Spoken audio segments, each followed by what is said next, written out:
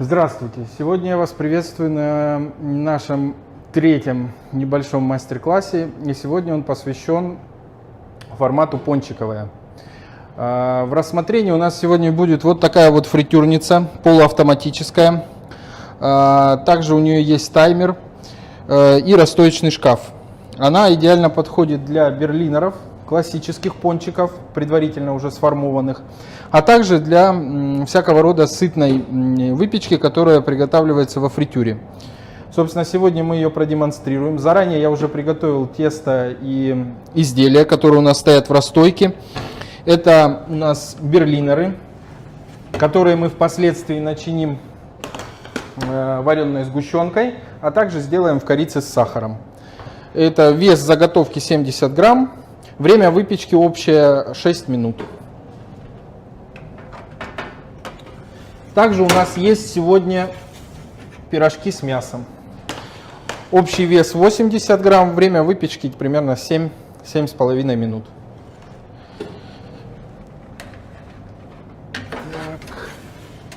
В конце также на этой фритюрнице мы сделаем чебуреки.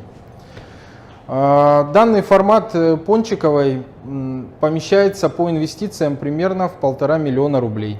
В эти деньги входит полностью все оборудование, технологический инвентарь, а также все необходимое дополнительное оборудование в виде кассового аппарата, витрины, а также начального закупки ингредиентов, небольшого ремонта помещения, потому что в такой бюджет очень сложно поместить полностью ремонт помещения, поэтому в идеале снимать помещение, которое уже хотя бы предчистовая отделка у него есть.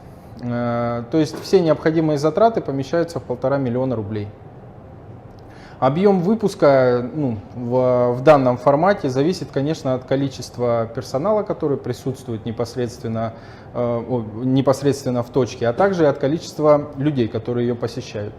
Но в целом примерно получается, от 20 единиц до 25 единиц продукции за один цикл. Один цикл примерно 6 минут. То есть это примерно где-то 200 изделий в час. 200 изделий в час, средняя стоимость, например, берлинера с начинкой сейчас составляет 7 рублей 50 копеек. Это если достаточно премиальная начинка. Если просто берлинер, то он примерно сейчас стоит где-то 3,5-4 рубля за штуку. Продажа в рознице зависит опять же от региона, может составлять от 30 до 70 рублей за штуку. В зависимости от того, в каком сегменте вы работаете и в каком регионе вы работаете. Подобные форматы могут размещаться в прикассовой зоне супермаркета или на трафиковом месте, например, на фудкорте, тоже возможно. Здесь в этом формате изделия готовятся где-то раз в час, либо раз в 2 часа. Все зависит от того, какое количество посетителей обслуживает ваша точка.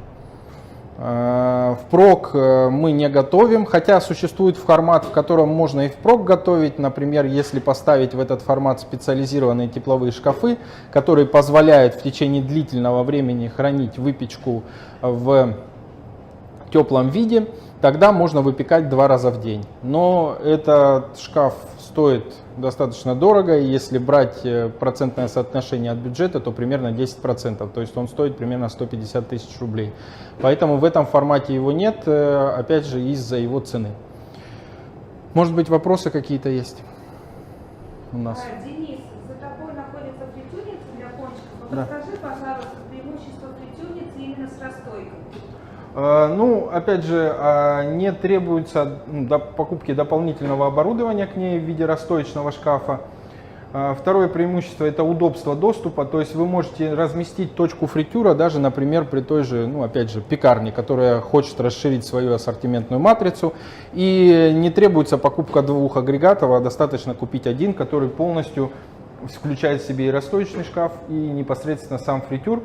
Плюс этот расстоечный шкаф оборудован специальными противнями, которые позволяют легко переворачивать изделия непосредственно в сам фритюр. Это более легкая загрузка и, соответственно, более легкая выгрузка, что позволяет обслуживать этот фритюр меньшему количеству людей и как бы делать большую выработку за тот же промежуток времени, чем на другом фритюре. Еще? Подскажи, пожалуйста, себестоимость пончиков и беляшей, которые мы сегодня будем готовить, и маржинальность данного продукта. Вот конкретно пончик с вареной сгущенкой сейчас стоит, это вот в прошлом месяце я открывал пончиковую, и там примерно себестоимость была вот для московского региона, она была 6 рублей 50 копеек за один пончик, весом получается 60 плюс 20, примерно 80 грамм. Что касается, например, беляшей, они стоят дороже, и все зависит от мяса, какое вы используете, какого качества мяса вы используете, но это скорее где-то от 10 до 15 рублей за пончик, за беляш, собственно, весом 70 грамм. Если брать простой пончик, то это 3 рубля 50 копеек, это просто без начинки, корица с сахаром примерно стоит 4 рубля. Что касается цены продажи, то это, как я уже сказал, для московского региона, наверное, скорее цена действительно в 50 рублей за единицу. Если брать регионы другие, то, скорее всего, это 35-40 рублей за единицу. Ну и в итоге получается там примерно в некоторых случаях 1000 или больше 1000% сверху, а в случае начинки там чуть меньше маржинальность, там получается где-то от 400 до 600%, где-то так. Исходя из твоих ответов, подскажи, пожалуйста, для каких предприятий подойдет данное оборудование? Вот. Опять же, в данный формат может быть совмещен с той пиццей, которую мы рассматривали на предыдущих мастер-классах, и позиционироваться, например, как семейное кафе в небольшом регионе. Сюда же могут быть добавлены милкшейки, напитки, какие-либо десерты и пицца, и, соответственно, вы сможете организовать кафе на небольшой площади. Но лучше, конечно, позиционироваться как семейное кафе, тогда все-таки больше можно заработать. Если брать еще какие форматы могут быть использовано данное оборудование, в каких форматах, это дополнительные продажи для пекарни полного цикла, потому что, как правило, в пекарнях фритюрных изделий нет, либо отсутствует вовсе, либо их нет. Хотя этот продукт, наверное, скорее недооценен, несмотря на всю его, скажем так, нездоровость, как принято считать, то небольшие количества данного продукта человеку не повредят. Поэтому пекарня с легкостью может разнообразить свою ассортиментную матрицу подобными изделиями. Также данный формат может быть размещен как самостоятельное кафе, но здесь уже можно экспериментировать с разными вариантами, например, кафе-мороженое как вариант, пончики с мороженым очень хорошо сочетаются. Здесь может быть просто пончиковая, но тогда нужно ассортимент фритюра иметь достаточно широкий. Здесь должны быть и классические пончики, и берлинеры с разными начинками.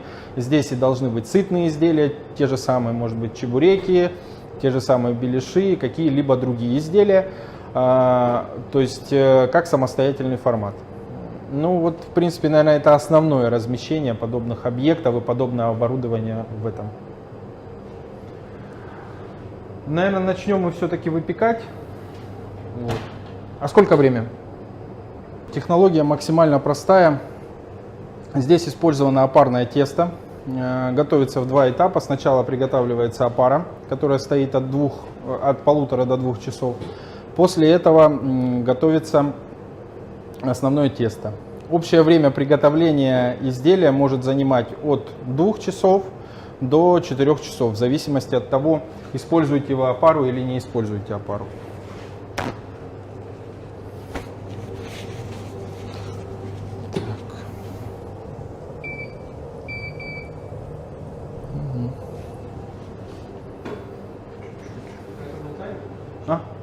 Таймер, да. Вопросы. Мне нужны вопросы. Я смотрю, в этой фритюре присутствует устройство переворота. Насколько это облегчает задачу по приготовлению пончиков? Ну, одна из основных задач, которую она решает, это одновременное переворачивание всех изделий, что существенно облегчает именно контроль готового изделия. Также простая достаточно загрузка, как мы видели. Вот. И эта загрузка позволяет единовременно все изделия как бы перевернуть и сгрузить непосредственно в сам фритюр. При этом они начинают готовиться единовременно, чего, например, если простая фритюрница, в нее приходится загружать при помощи либо шумовки, либо в ручном режиме изделия, и они как бы, ну, иногда персонал, если он не устанавливает таймер на этих изделиях, он может просто за ним не уследить. Какое-то изделие будет колер более интенсивный, который какой-то менее интенсивный. Здесь все изделия равномерные, одинакового колера. Ну вот, вы можете подойти поближе, посмотреть просто вот. Первый пришел, последний. Да, последний ушел, да. А здесь у нас все единовременно готовятся, и мы получаем единовременно все изделия полностью готовые. Цвет очень красивый.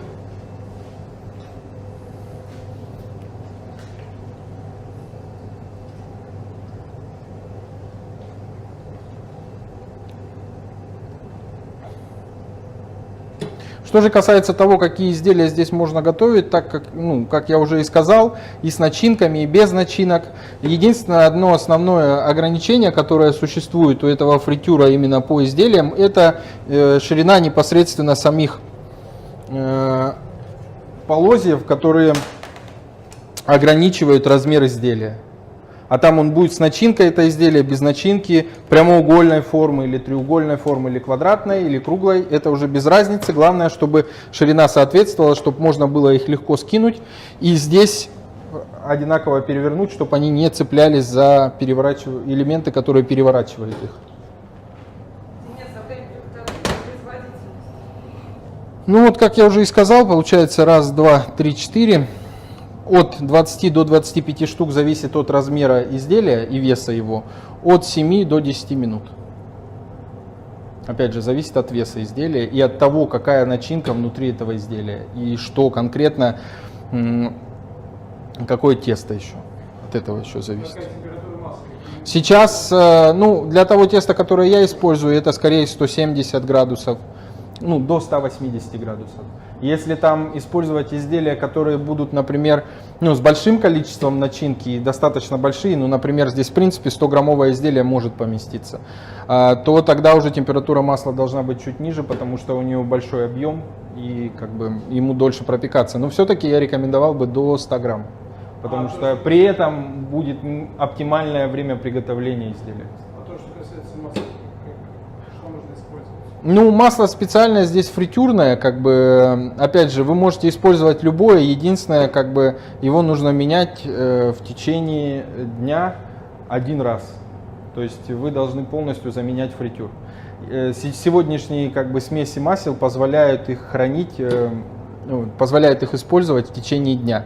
Если бы вы использовали не специальные фритюрные масла, то там бы приходилось намного чаще менять масло, потому что, ну, меняет вкус изделия и само масло становится проглотным. Так, сейчас я посмотрю. У нас должно быть уже все готово. Нет. Еще чуть-чуть и все. Вот, после того, как изделия у нас остынут, мы их начиним кремом. И уже можно отдавать в продажу, ну, в нашем случае кушать.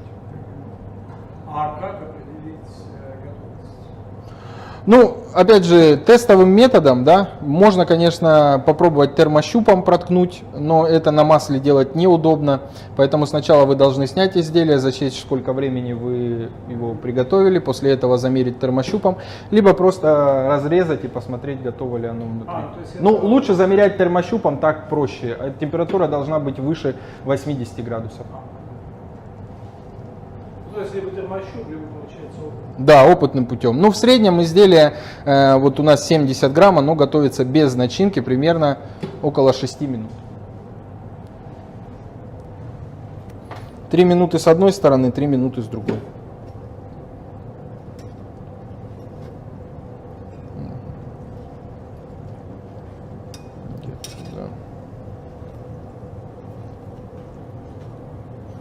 Все.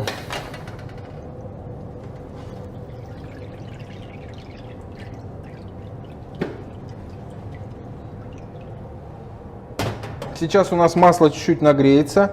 С этих изделий масло стечет, и мы загрузим следующую партию.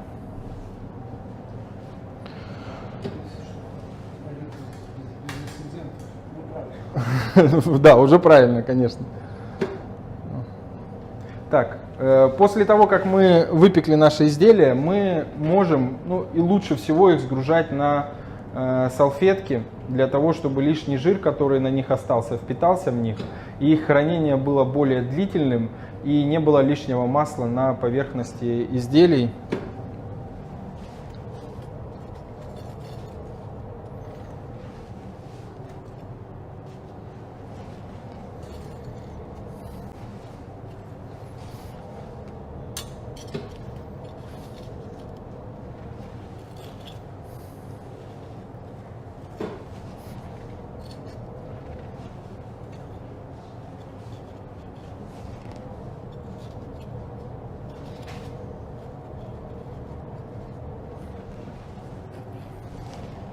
Вопросы у нас еще есть какие-нибудь? Денис, например, я хочу открыть пончику. Я покупаю данную фритюрницу. Какое вспомогательное оборудование мне еще потребуется? Ну, помимо фритюрницы вам потребуется холодильное оборудование, морозильные камеры, в которых вы будете хранить ингредиенты, некоторые для приготовления полуфабрикаты. Тестомес планетарный, либо миксер планетарный, либо спиральный тестомес. В случае, если вы будете замешивать достаточно, ну, скажем так, теста с меньшей гидратацией, то тогда вам подойдет спиральный тестомес. Но он подходит для берлинеров, для теста на чебуреки, для теста, например, на беляши или на какие-либо пирожки. Если мы берем классические пончики советские, которые отсаживаются через специальный аппарат, к этому же аппарату есть дозатор, который может это сделать. В базовой комплектации его нет, но можно отдельно его приобрести. И тогда в случае этом вам понадобится планетарный миксер, который будет замешивать влажные теста и жидкие. Так. Помогательные рецептуры, что с мукой? Да. Да, для таких изделий, как классические пончики, берлинеры, пирожки во фритюре или любые другие изделия, которые готовятся во фритюре, для них, в принципе, может быть использована любая мука. Обычно это высший сорт. Как правило, никаких добавок в эти изделия не производится, за исключением яйца, масла, либо маргарина, сахара, соли. Если же вы хотите получить рецептуру, больше похожую на американские пончики, которые называются донаты, они же тоже могут быть берлинеры, но состав их рецептуры чуть-чуть отличается. И туда уже идут особые виды муки, типа рисовой, нутовой, гороховой. Туда же может добавляться соевая мука. Все эти виды муки в общей комбинации могут давать изделия, которые очень, скажем так, плохо впитывают фритюрный жир. И, соответственно, на поверхности изделия образуется меньше жира. Но эти рецептуры требуют длительного вывода самостоятельно, да, несколько там экспериментов нужно проводить.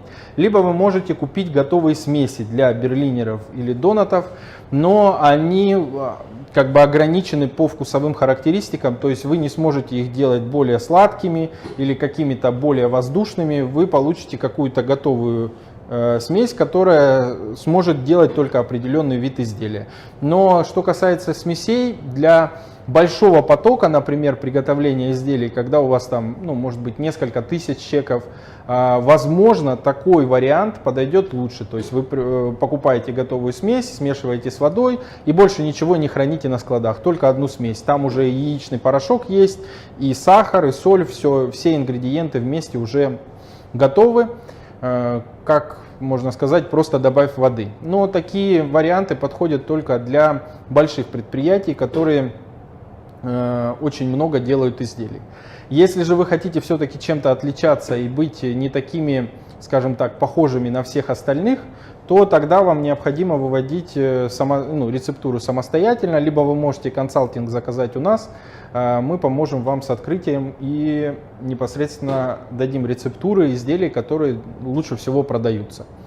Важным отличительной особенностью хороших, скажем так, пончиков и не очень хороших пончиков являются все-таки топпинги. Это топпинги, которые могут закладываться вовнутрь продукта, и топпинги, которые могут поливаться сверху продукта. То есть я бы рекомендовал даже маленьким пончиковым делать эти полуфабрикаты непосредственно у себя на производстве, для того, чтобы вы могли сделать их максимально натуральными. Ну вот, например, такой самый простой пример. Готовые начинки, которые поступают в промпроизводство на подобные предприятия, они стоят примерно там 150-180 рублей. При этом их состав, там не будет натуральных ягод, там будут ароматизаторы, красители, то есть это будет максимально дешевый состав. При этом себестоимость этих начинок достаточно высока. Если же вы будете варить самостоятельно из ягоды, вам эта начинка выйдет, например, там, некоторые могут выйти и за 150 рублей, если это будет, например, яблочная, а то и за 80 рублей за килограмм в себестоимости. А некоторые могут стоить и 200 рублей. Но при этом в этом составе у вас будут только натуральные ингредиенты. Там будет ягода, пектин, сахар, может быть агар-агар, все зависит от того, какой вид начинки. И вы получаете как бы максимально натуральный состав, и этим самым вы можете отличаться от других подобных форматов. И от того пончика, который, например, лежит в магазине в виде того же доната или берлинера с начинкой. При этом он стоит в магазине там 60-70 рублей, а у вас с более натуральным и более качественным составом будет стоить там 40-50 рублей. И при этом вы на нем будете достаточно много зарабатывать. Надо сказать, что основной расход в этом формате все-таки занимает фритюрный жир. Достаточно большое количество фритюра используется для приготовления этих изделий. Что касается себестоимости фритюрного жира в одном изделии, то как бы если вы будете работать в течение 12 часов там, и менять его примерно где-то на 80% смены, то есть, например, 8 часов отработали, потом поменяли, либо частично профильтровали и добавили новый жир, то себестоимость жира в одно изделие будет примерно рубль 50. Ну, в общем, от 50 копеек до рубля 50, где-то так примерно. То есть это меньше, получается, чем 10% себестоимости изделий занимает фритюрный жир. Если же вы в нем будете готовить мало изделий, то есть там, например, неполные загрузки и не полностью его использовать в течение дня, вы все равно его на следующий день будете обязаны поменять, потому что он имеет такое свойство, как прогоркание. Если вы его подогрели и постоянно поддерживаете температуру, то еще его можно как-то использовать. Но повторное нагревание его существенно ухудшает характеристики данного фритюрного жира, поэтому его необходимо будет все равно на следующий день менять. В этом случае вы можете в изделии получить и 2, и 3, и иногда даже и 4 рубля в одну штуку, если у вас нет определенного объема для производства именно этих изделий. Еще вопросы? А по персоналу, насколько он должен быть квалифицирован? Да. Сейчас.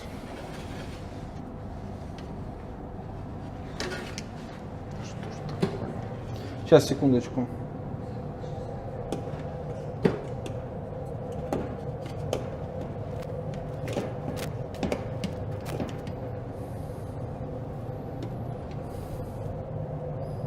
Сейчас я переверну. И нормально все. Скажешь, что даже упала часть в расстойке. Сейчас, секундочку.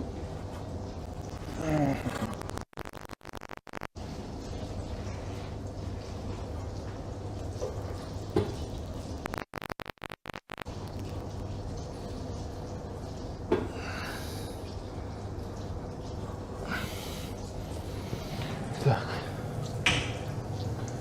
Засекаем 3 минуты. Так. И все. И двигаемся дальше. Да, когда производишь маленький объем, а не промышленное производство, всегда бывают какие-то недочеты. Угу. Я вроде включил. Выдерживаешь. Да. Все? Да, все. Так.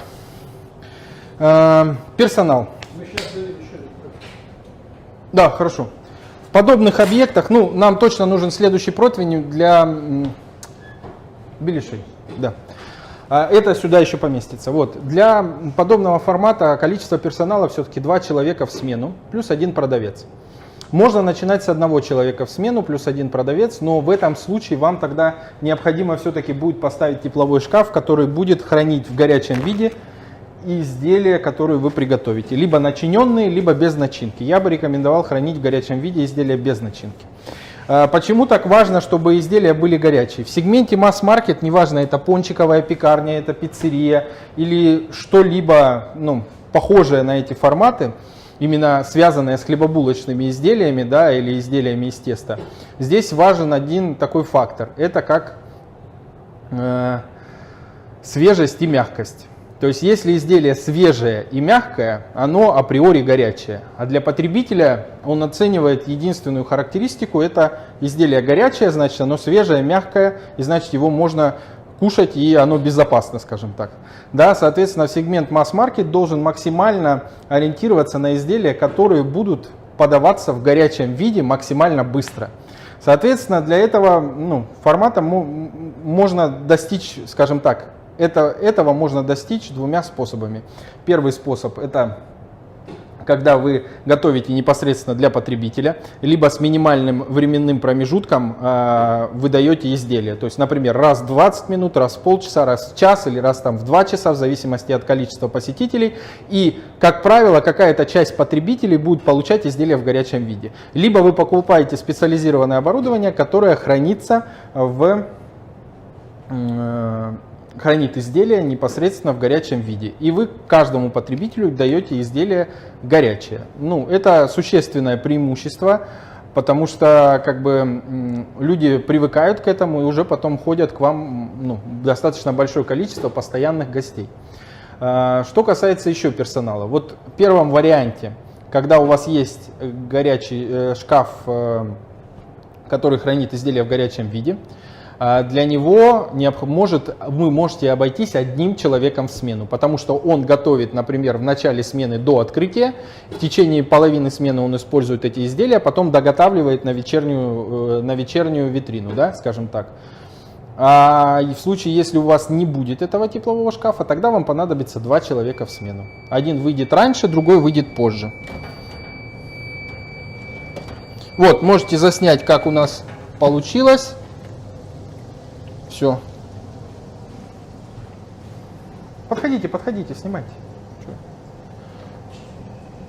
Такие румяные изделия, колер у всех равномерный, фритюр греет со всех сторон одинаково, нет где-то подгорелости, где-то наоборот светлый, у него одинаковый соломенный колер со всех сторон. Вот. И продавец, он только продает, он не участвует в технологическом процессе, он только продает изделия. И, соответственно, 3 человека. Итого 6 человек всего в штате будет работать. Плюс тот, кто непосредственно руководит этим персоналом. Это может быть менеджер, либо собственник данного бизнеса. Что касается возможных оборотов в подобном предприятии, они могут достигать, в зависимости, опять же, от точки расположения, и минимально могут составлять 500 тысяч рублей даже для небольшого города в 15 тысяч населения, и могут достигать и нескольких миллионов в зависимости от того, в каком месте оно располагается. Но конкретно, если мы берем базовый комплект оборудования с одной фритюрницей, здесь скорее оборот максимальный возможный, который на ней можно приготовить, это 700 тысяч рублей в месяц, не более. Средняя Стоимость фритюрницы? сейчас это 320 тысяч рублей. Так, у нас осталось 1,5 минуты, и изделие будет готово, и дальше мы приступим к приготовлению уже непосредственно пирожков с мясом. Какое количество жира? Да, сюда мы вылили сегодня 15 литров. Да. То есть, в принципе, этих 15 литров на целый день хватает. Если вы докупите отдельно к этому фритюру для фильтрации оборудования, то какую-то часть жира можно использовать повторно. Опять же, здесь зависит от того жира, который вы используете. Один жир позволяет использовать его повторно, какой-то жир не позволяет использовать его повторно, и, соответственно, здесь уже можно как бы комбинировать. Фастфудные сети, которые у всех на слуху, они меняют жир один раз в день. Но используют при этом специальные фильтры, которые позволяют использовать часть жира на следующий день, добавляя в него новый. За этим очень нужно хорошо следить, потому что от некачественного жира меняется вкус. А это очень нехорошо. А как нужно определить? Есть специальные тестеры, которые определяют перекисное число, собственно, он годен к этому или не годен. Полоску опустил, цвет определенный получил, годен, не годен. Как-то так. Если брать законодательство, то после каждой жарки вы должны менять фритюрный жир. Но это невозможно. То есть тогда эти изделия должны стоить очень-очень существенных денег. Все, так. Сейчас я их переложу, и мы дальше будем выпекать. Нет, это уже для мяса будет потом.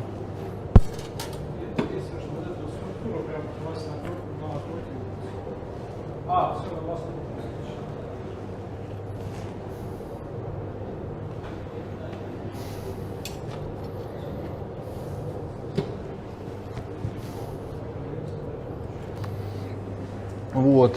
То же самое, это оборудование можно использовать для, например, приготовления тех же сосисок в тесте, что тоже может быть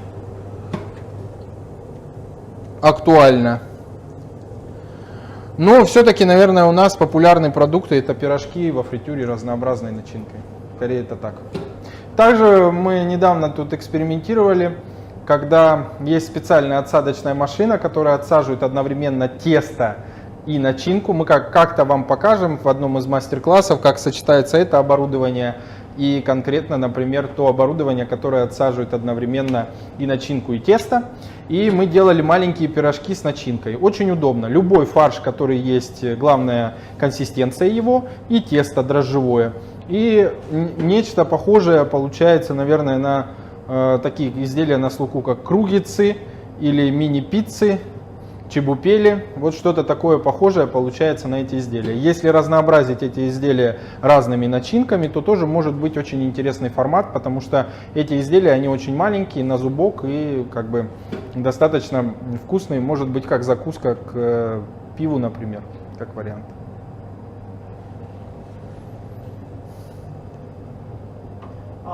Здесь время жарки больше. Чуть-чуть побольше, да.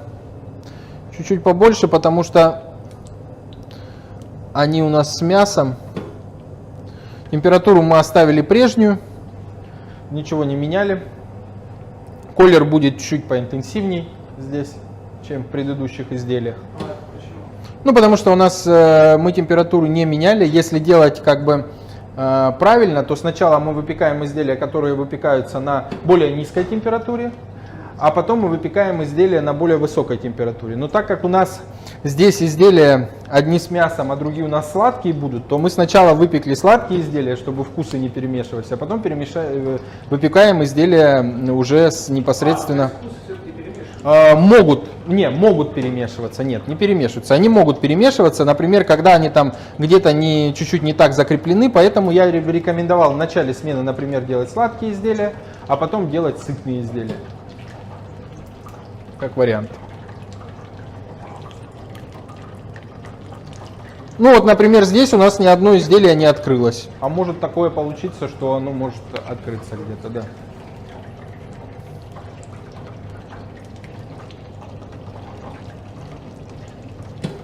Так, сейчас будем переворачивать. Да. Кольца. Конкретно в этом аппарате точно так же можно делать. Вопрос, какие кольца. Если это советские, например, да, которые мы привыкли, это отдельное оборудование, еще насадка на этот аппарат. Если мы, допустим, берем донаты, то донаты делаются по типу как берлинеров, только у них тесто более плотное, и мы вырубаем двумя вырубками. Сначала большую, потом маленькую, и как бы получаем такой... Да, польство более плотное, не такое жидкое. О, какая замечательная. О, Денис, слушай, вы мне, наверное, в следующий раз расскажи, я свою. Ага.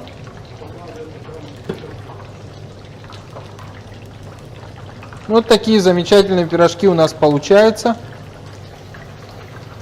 Да, запахло у нас тут. Да. Все-таки, видите, где-то у нас вытекло чуть-чуть этого, но практически ничего не стреляет, все как бы в пределах нормы. Если что, у нас есть вот такая специальная крышка, которую можно накрывать. Но при выпечке не рекомендуется, потому что если будет образовываться конденсат, то может попадать в жир. Да. Так.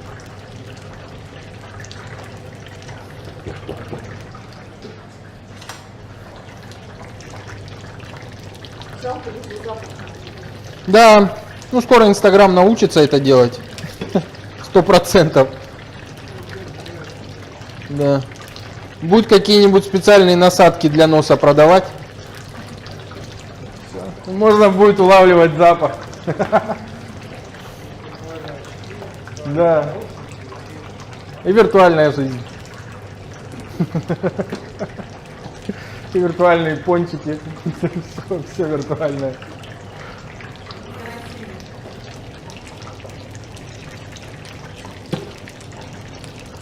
Так.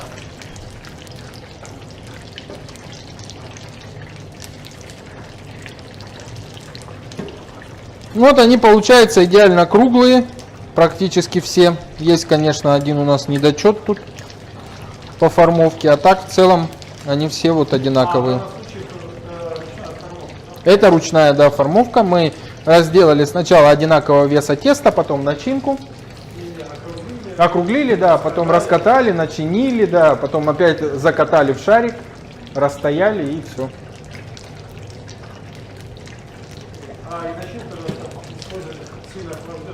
Да, мы предварительно фарш смешали с луком, посолили, дали чуть-чуть ему постоять.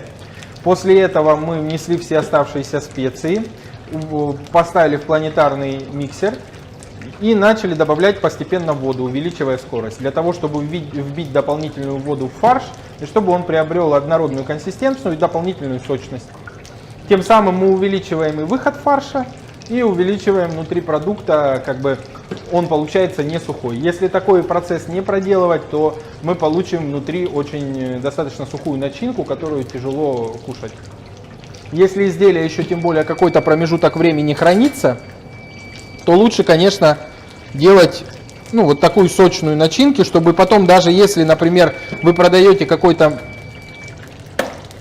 минимальный опт, или там кому-то поставляете эти изделия, то чтобы у них, когда после разогрева в микроволновке, начинка была еще удобная для употребления. Да.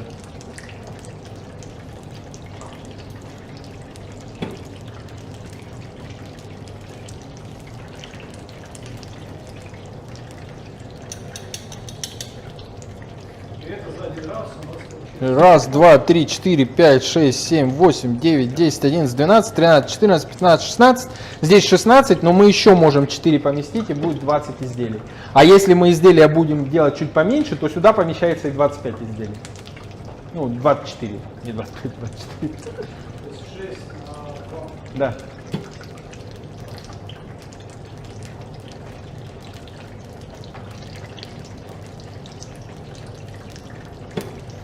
Так, сейчас мы посмотрим, что они там с обратной стороны. Все. Все готово. Чуть-чуть некоторые раскрылись. Это как раз вот из-за ручной формовки. Оп. Опа. Так. Так, вот такую дощечку мы поставим сейчас сюда.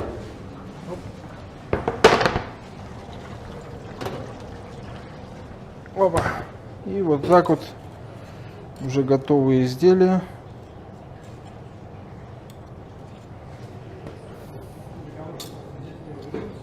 Да, сейчас я один еще переложу.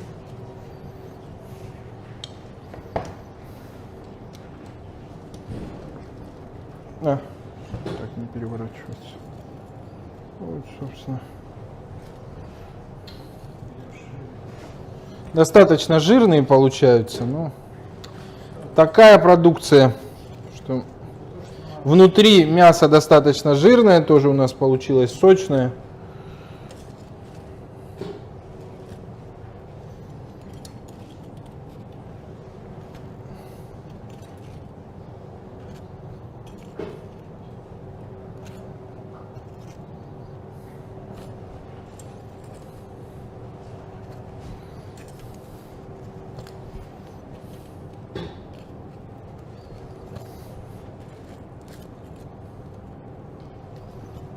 Так. Чтобы оно было воздушное, то тогда, конечно, лучше их смазывать маслом для более простой перегрузки его непосредственно в масло. Может, вопросы какие-то есть у нас?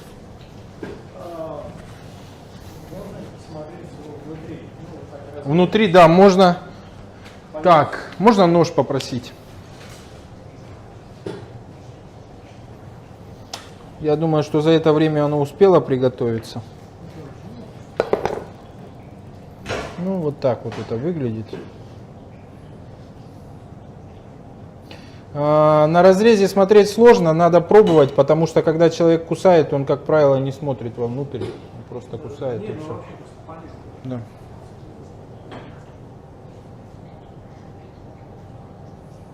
Выглядит очень аппетитно.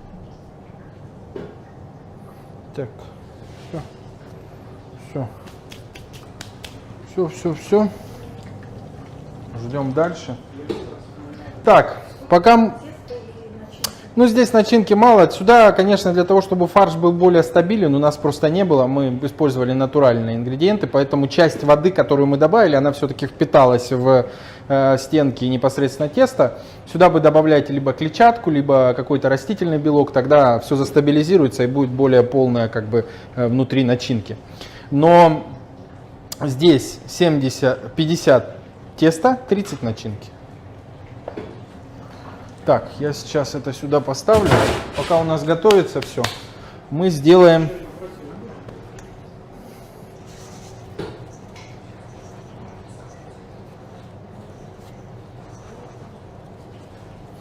Да, еще один, если есть.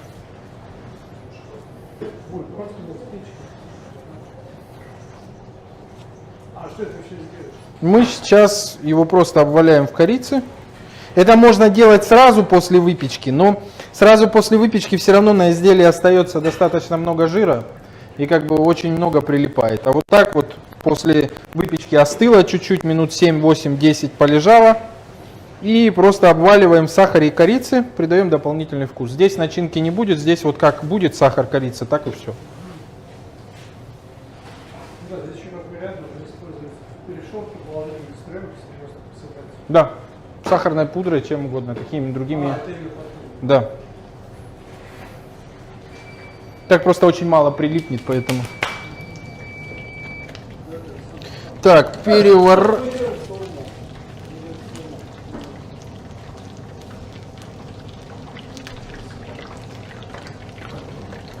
Все.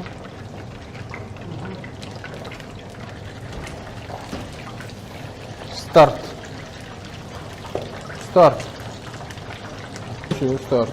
Поехали. На кнопочку. На телефоне, на кнопочку. Давайте сюда.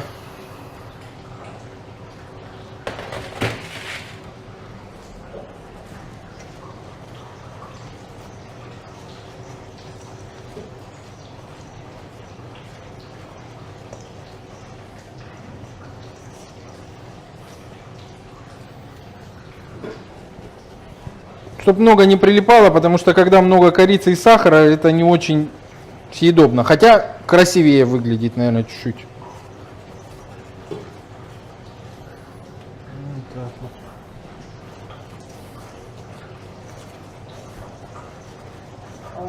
Оказывается, вы помните, Да, мы уже об этом говорили, да, мы можем вам, да, можем помочь, да, открыть подобный объект.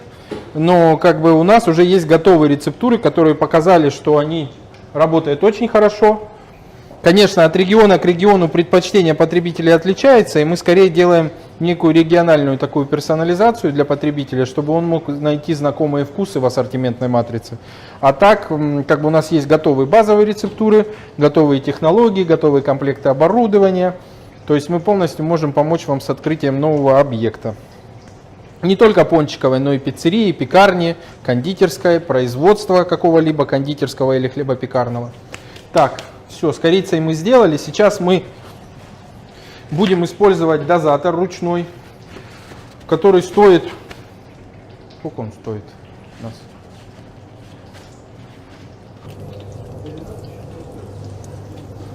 Оба. Все. Старт. Старт. Важно понимать, чтобы они еще были по времени, то есть к этому как бы оборудованию 2-3 таймера еще нужно докупить, именно для расстоечного шкафа, чтобы всегда они загружались по времени, чтобы ничего не перерастаивалось. Потому что такие простые расстойки таймерами не комплектуются, поэтому это надо учитывать. Да, какие еще бывают дозаторы? Вот, сейчас как раз нам принесли образец. Есть вот такой, более сложный, с более большим баком и уже таким нажатием. И у этого уже регулируется объем подачи начинки, может быть разным. Соответственно, одно нажатие может дозировать, по-моему, 20-40 грамм, да?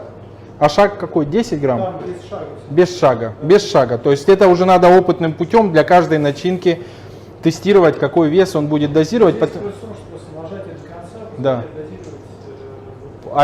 Да, определенный объем. Но этот объем может быть разным. Соответственно, каждую начинку нужно подбирать индивидуально, потому что это зависит от вязкости самой начинки. Соответственно, один раз проработали, и уже потом этот дозатор определенную начинку, если она у вас всегда одинаковая, дозирует определенное количество. Есть еще вот такой. Это уже с подогревом. То есть это для более вязких начинок. Например, вареная сгущенка. Вот. Вареная сгущенка, и он подключается в 220. Здесь есть разная температура, опять же, зависит от вязкости начинки. Мы можем отрегулировать там больше-меньше температуру и, соответственно, более вязкие начинки дозировать в продукт. Понятно, в продукте они уже потом застынут, потому что у них не будет подогрева, но, соответственно, например, ту же вареную сгущенку, вот мы сейчас ее разбавляли простой сгущенкой, а могли бы загрузить в этот, подогреть его, и нам не было необходимости бы смешивать с чем-либо. Вот. Стоимость этих дозаторов можно уточнить на сайте, но она тоже невысокая. До 30, по-моему, тысяч рублей.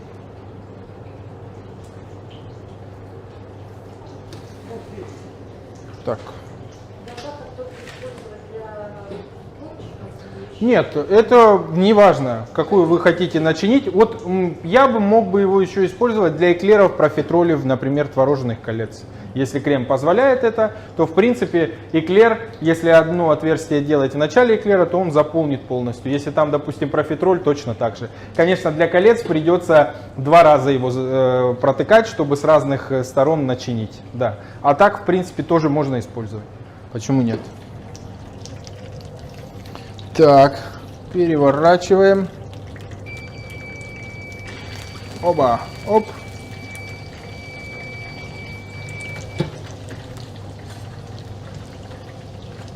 Чуть-чуть у нас зацепился один. Все остальные нормально.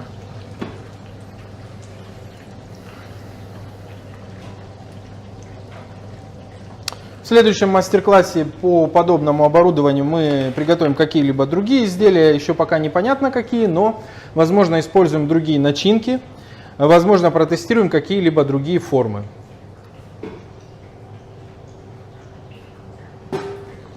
Так, давайте что. Сегодня, получается, хронометраж нашего мастер-класса. Да, я бы еще, конечно, бы попробовал все. Сколько мы сделали изделий? Даже вот этого еще. Ну вот получается у нас было 1, 2, 3, 4, 5, 6, почти 7 загрузок.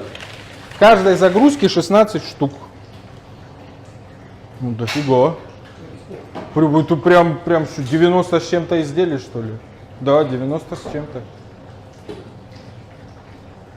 16 в одной,